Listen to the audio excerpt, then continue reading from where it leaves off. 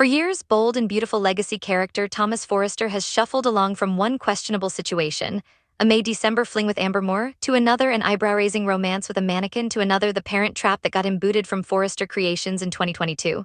And for years, we've asked ourselves why. He's rich and handsome and talented. Why does he seem to be as drawn to misbehavior as we are to an open bar? Today, we've figured out the answer.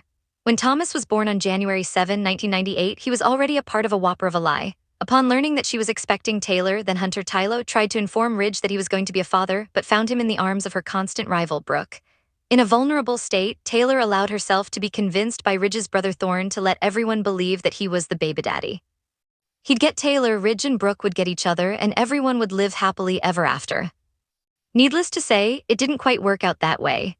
Once Ridge discovered that Brooke and Thorne had conspired to pass off his son as his nephew, he pulled a wife swap so fast that the fridge at the Forrester mansion wasn't even out of leftover hors d'oeuvres from one wedding before he went through with the next ceremony. In the years that followed, Thomas' life settled down him. How to put it, not one bit. If one sister, Steffi, wasn't being kidnapped by psycho Morgan DeWitt, the other, Phoebe, was recoiling in horror from the revelation that she and Mom had had the same boyfriend. Add in the period during which Taylor was dead, thanks to Mary murderess Sheila Carter, and you can start to understand why Thomas might have turned out a little off. To his credit, Ridge and Taylor's only son has attempted to turn over a new leaf. The trouble is, it never seems to stay turned over. After a brain bleed convinced him that it was a good idea for him to mac on sometime stepsister Hope Logan, he tried to focus on being an upstanding friend to her and an admirable father to Douglas.